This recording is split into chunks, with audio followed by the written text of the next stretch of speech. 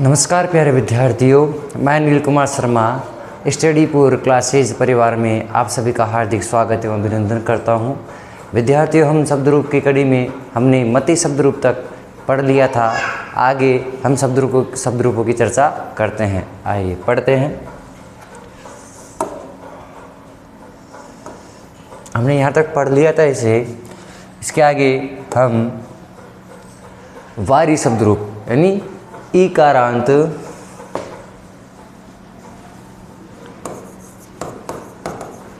ऋस्व, ईकारांत,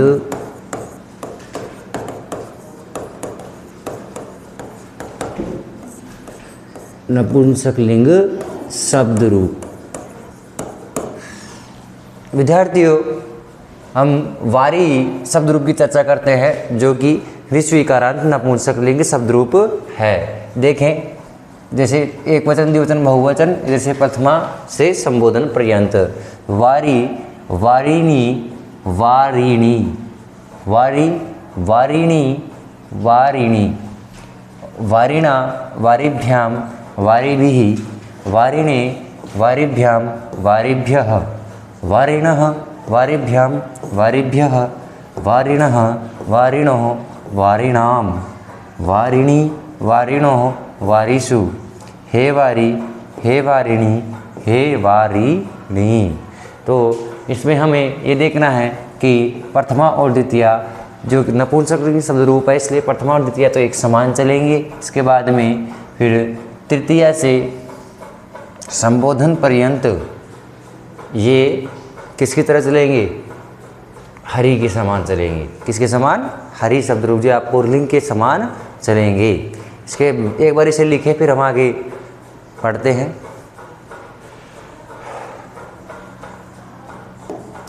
इसके बाद में हम दीर्घ, ईकारांत,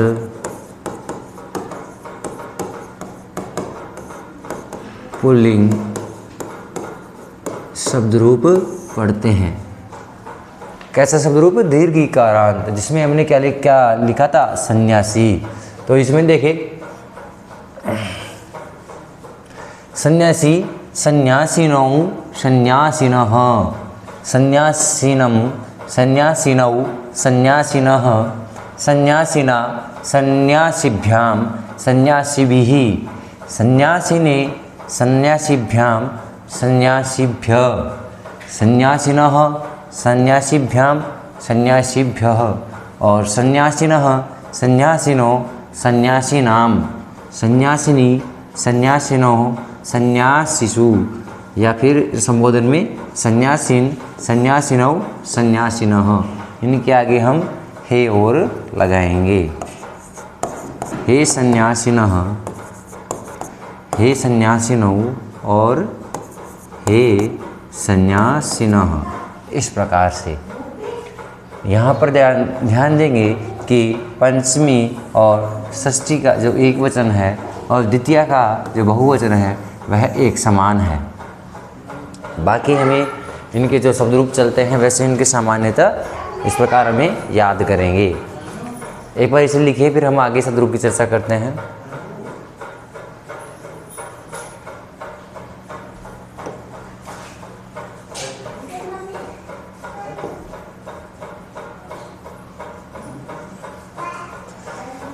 अब हम दीर्घ ईकारांत,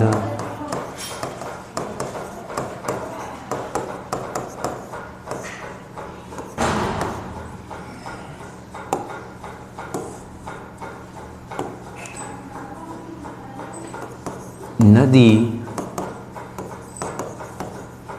स्त्रीलिंग शब्द रूप की चर्चा करते हैं।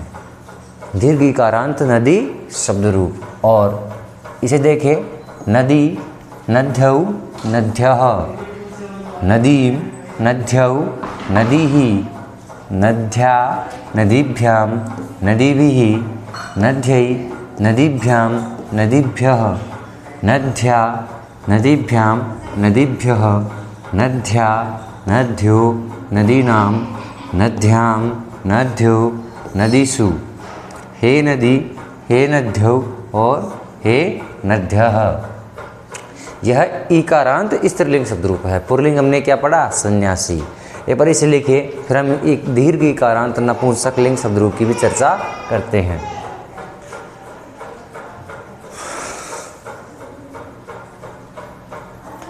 आप यहाँ से ये देखें कि दीर्घ ईकारांत की ओर इस प्रकार देवी, मयूरी, वाणी, दासी आदि शब्द रूप भी चलते हैं। आगे देखें, अब साधु अर्थात ऋस्व ओकारांत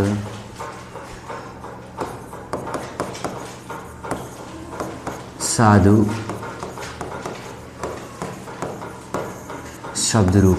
अब हम ऋस्व ओकारांत साधु शब्द रूप की चर्चा करते हैं। तो देखें, साधु, साधु, साधवः, साधुं, साधु, साधुनः, साधुना, साधुभ्यां, साधुभिः, साधवे, साधुभ्यां, साधुभ्यः, साधोः, साधुभ्यां, साधुभ्यः, साधोः, साधवोः, साधूनां, साधो, साधौ, साधवो और साधुषु, हे साधु, हे साधु, हे साधवः। इस प्रकार ह्रस्व उकारांत साधु शब्द रूप के तुल्य और कौन कौन से चलेंगे? जैसे अणु, इक्षु, इंदु, ऋतु, गुरु, जंतु, तंतु, तरु, दयालु, धातु, प्रभु, पशु, बंधु, भानु, बिंदु, मृत्यु आदि शब्द रूप भी समान चलते हैं। एक बार इसे लिखें, फिर हम आगे चर्चा करते हैं ह्रस्व उकारांत स्त्रीलिंग शब्द रूप की।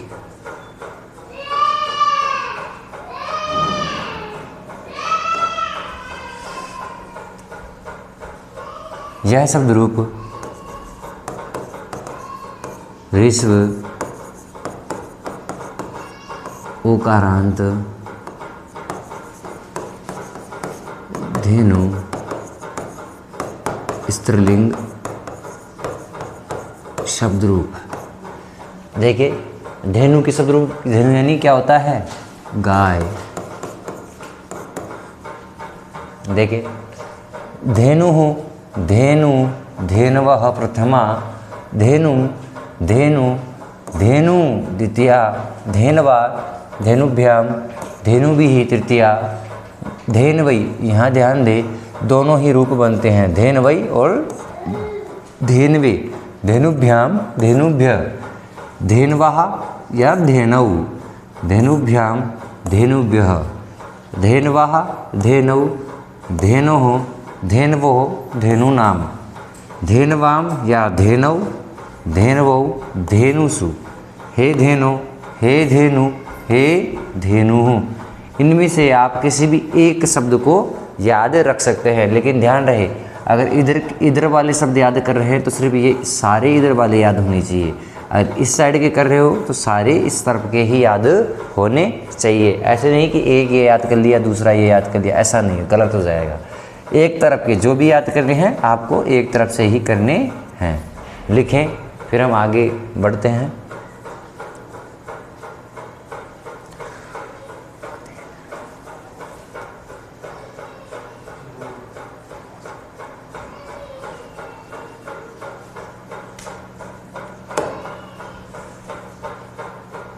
शंभु अर्थात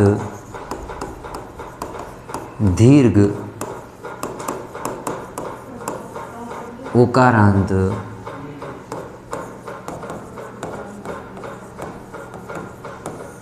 शंभु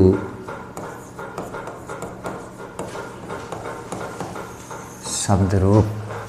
देखिए विद्यार्थियों, शंभु यह